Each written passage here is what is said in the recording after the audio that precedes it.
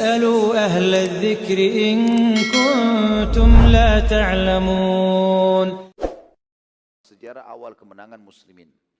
Nabi SAW juga berdoa pada saat itu, doa yang masyhur, Allahumma anta rabbuna wa rabbuhum nawasina wa nawasihim biyadik innama anta taqtuluhum. Ya Allah, engkaulah Tuhan kami dan Tuhan mereka, ubun-ubun kami dan ubun mereka ada di tanganmu, sesungguhnya engkaulah yang akan membunuh mereka, ya. Dan sesungguhnya yang membunuh mereka adalah sesungguhnya membunuh mereka itu sesuai dengan keputusan dari tanganmu. Nabi SAW memastikan kepada para sahabat bahwa yang membunuh mereka bukanlah para sahabat tetapi Allah subhanahu wa ta'ala. Nabi SAW juga waktu itu teman-teman sekalian memerintahkan penjagaan dipimpin oleh Umar bin Khattab sepanjang hari 24 jam sampai pasukan akan memenangkan peperangan nanti, dan pengawasan segalanya berhubungan ya dengan pangan, kemah, ya, kebutuhan logistiknya para mujahidin di tangan Uthman bin Affan. Nabi SAW juga lalu mengutus ke benteng Yahudi seorang sahabat yang menawarkan 3 hal kepada mereka.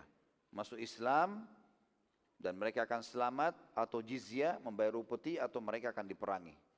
Lalu jawaban orang-orang Yahudi, kami akan memberikan jawaban kami sebentar lagi.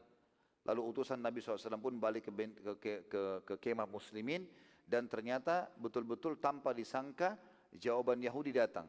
Dan jawaban Yahudi adalah tiba-tiba mereka membuka pintu gerbang mereka dan mereka menyerang ke arah muslimin sebagai jawaban dari penawaran Nabi SAW. Artinya, jangankan kau tawarkan perang, sebelum kalian perangi kami akan perangi kalian. Pada saat itu muslimin berhasil melawan mereka dan pasukan Yahudi terpukul mundur. Hanya saja mereka berhasil kembali memasuki benteng dan menutup pintu gerbang. Jadi satu strategi yang mereka lakukan, mereka membiarkan muslimin tenang dulu. Seperti misalnya kalau kita lagi berada di depan benteng, kita bayangkan seperti itu. Kemudian kita coba tunggu musuh, keluar nggak nih? Mereka nggak buka-buka pintu gerbang, lama. Dalam kondisi pagi, mulai terik, mulai siang, mulai panas, pasukan mulai jenuh. Maka pada saat mereka lagi jenuh, ya, semangat mereka tadi mau berperang mulai kendor, Yahudi tiba-tiba membuka pintu gerbang lalu keluar pasukan besar menyerang muslimin, gitu kan. Pada saat mereka terpukul mundur, mereka mundur masuk ke pintu gerbang lalu ditutup lagi kembali. Itu strategi mereka, ya. Melihat kejadian tersebut, Nabi SAW pada saat itu sudah faham kalau ternyata jawaban Yahudi adalah perang. Maka beliau pun memerintahkan agar pohon-pohon kurma Yahudi ditebang. Dan pada saat itu tertebanglah kurang lebih 400 pohon kurma Yahudi. Tentu pohon kurma teman-teman sekalian sulit sekali ditanam, ya. Karena seperti kelapa. Kecil sampai membesar ini lama, berbuahnya pun lama. Walaupun memang umurnya panjang setelah itu. Maka orang-orang Yahudi tahu bagaimana nilainya kurma itu. Maka mereka melihat dari atas benteng-benteng mereka. Dan orang-orang ini cirinya sangat mencintai harta mereka melebihi keluarga mereka, melebihi agama mereka. Dalam kondisi mereka melihat ratusan pohon kurma mereka ditebangin, gitu kan. Maka orang-orang Yahudi ketakutan dan mereka berkata, bila Muhammad menebang pohon-pohon kurma kita, berarti walaupun kita menang nanti, akan habis juga harta kita semuanya. Maka lebih baik kita membayar jizyah atau berdamai saja. Namun pada saat itu para pemimpin Yahudi menolak, tidak mau. Tentu di sini teman-teman sekalian perlu kita garis bawahi satu hal dulu. Tentu dalam Islam kalau kita lagi menyerang kita tidak boleh membakar, tidak boleh menebang pohon, ya. Ada larangan itu. Dan ini sebagian ulama mengatakan pengkhususan keputusan Nabi SAW. Dan tujuan Nabi bukan ingin merusak tanaman yang tidak ada dosanya gitu. Tapi Nabi SAW ingin menakut-nakuti Yahudi, dan buktinya dari sekian ribu pohon yang ditebang oleh Nabi SAW cuma 400 saja. Sebagian ahli sejarah juga mengatakan bahwasanya yang ditebang oleh Nabi SAW dan para sahabat adalah pohon-pohon kurma yang tidak produktif.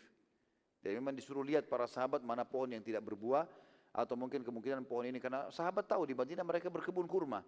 Ditebanglah pohon-pohon tersebut, tapi Yahudi tidak tahu pohon itu yang mana yang ditebang. Intinya mereka lihat rubuh pohon-pohon kurma itu dan mereka ketakutan pada saat itu.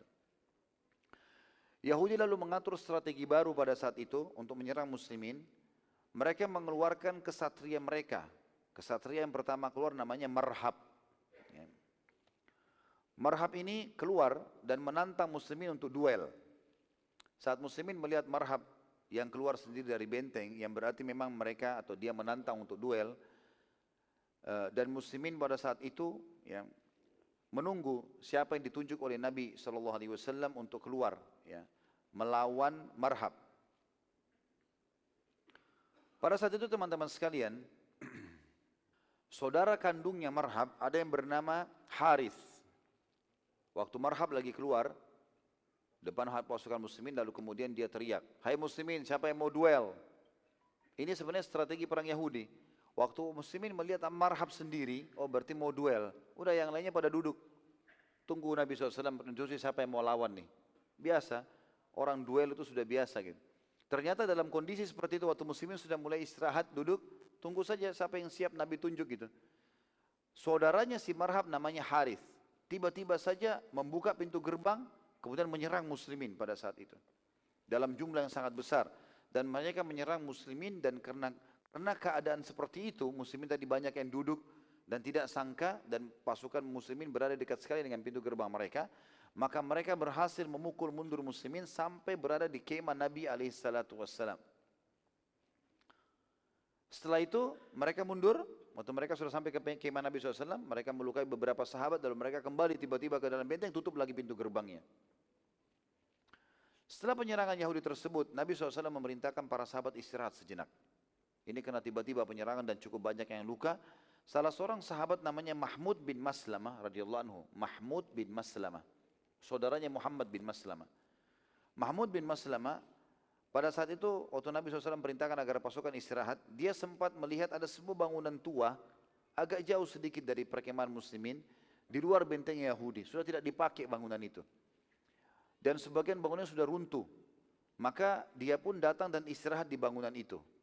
Kaum Yahudi waktu melihat Mahmud lagi istirahat sendirian, mereka bertanya satu sama yang lain, siapa yang bisa bunuh nih? Ini muslim satu ini sendiri, dia mengucilkan dirinya dari pasukan muslimin. Marhab tadi yang pura-pura menantang duel itu mengatakan, saya akan lakukan itu. Maka dia pun keluar, dia mengendap, akhirnya sampai berhasil tiba di bangunan tua tersebut, dan muslimin pun tidak menyadarinya. Lalu tiba-tiba dia melemparkan batu yang besar ke kepalanya Mahmud ini radhiyallahu anhu, lalu kemudian matilah Mahmud tadi, terbunuh syahid, dan dia termasuk syahid pertama yang terbunuh di perang Khaybar. Tentu di sini muslimin tidak terlalu banyak tahu tentang kejadian tersebut, gitu kan? Karena ini sembunyi-sembunyi. Dan waktu pasukan muslimin sudah mulai habis istirahat, Nabi SAW tradisinya sering menghitung mana sahabat, mana si fulan. Ditemukan, tanya, mana Mahmud? Mereka cari, mereka temukan ternyata mati, terbunuh. Dan waktu itu, waktu Marhab melarikan diri masuk ke dalam benteng setelah membunuh ini, sempat ada sahabat yang melihatnya. Dan ada yang mengatakannya, Rasulullah kayaknya tadi Marhab yang membunuhnya. Pada saat itu teman-teman sekalian,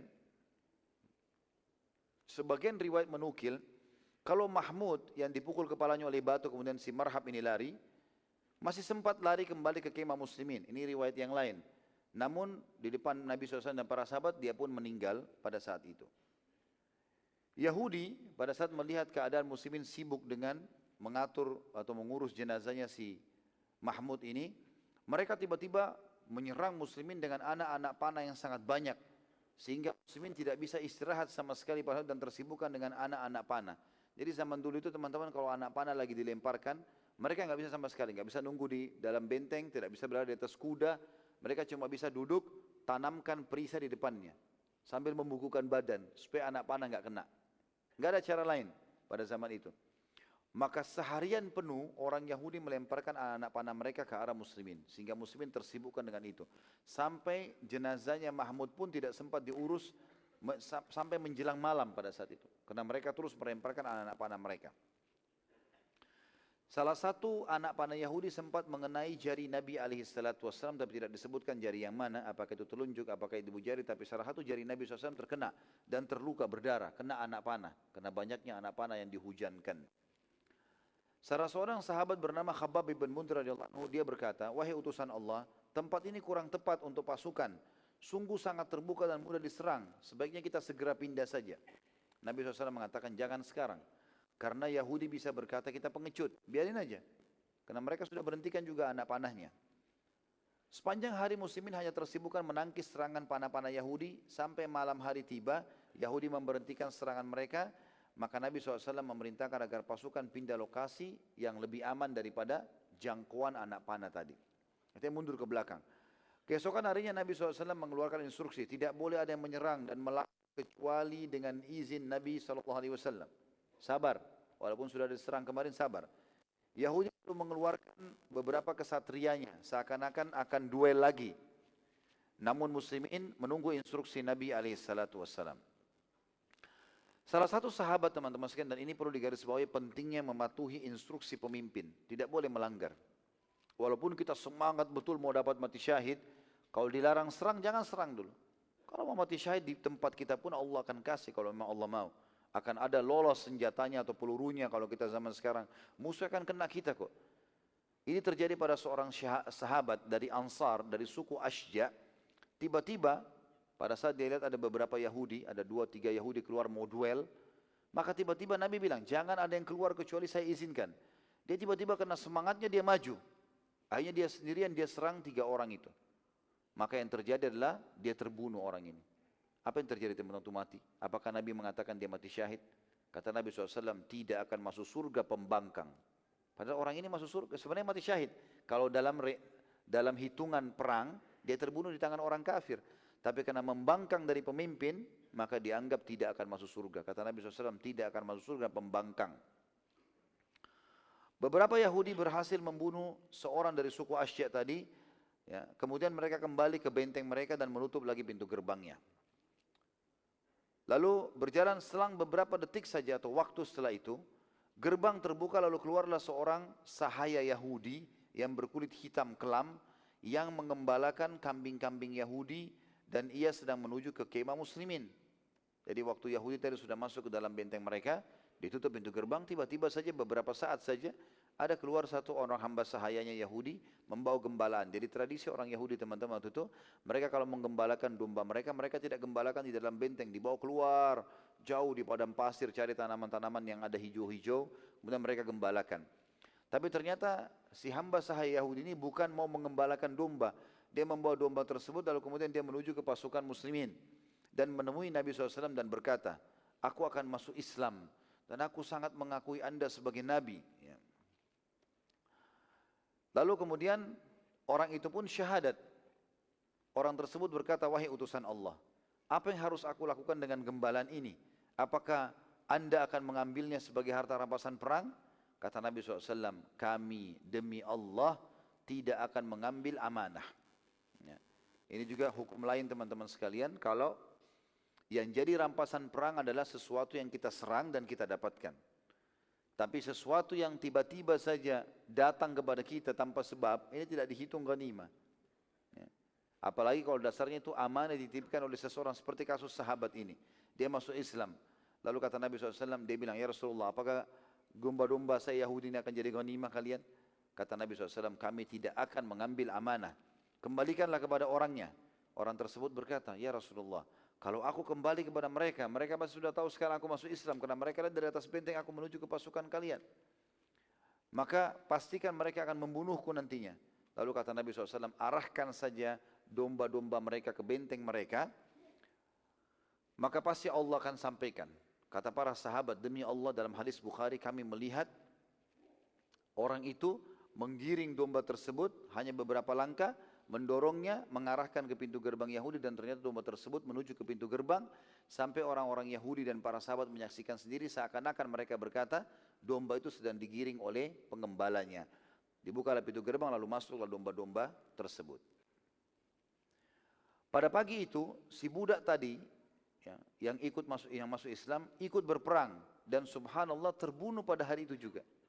Yang tadi baru syahadat, maka dia ikut berperang, kena anak panah Yahudi, maka dia juga mati syahid, terbunuh. Kata Nabi SAW untuk lihat jenazahnya, siapa yang ingin melihat penghuni surga yang tidak pernah sholat 1 rakaat pun, maka lihatlah orang ini. Dan sekarang sedang bersama dengan 2 bidadari yang sedang mendampinginya. Dan ini hadis sahih menyebutkan masalah itu. Dan ini juga sesuai dengan hadis Nabi SAW, waktu itu keluar juga hadis Nabi SAW, demi zat yang ubunku dalam genggamannya, sesungguhnya seseorang di antara kalian lebih dekat dengan surganya dibandingkan tali sendalnya, dan seseorang di antara kalian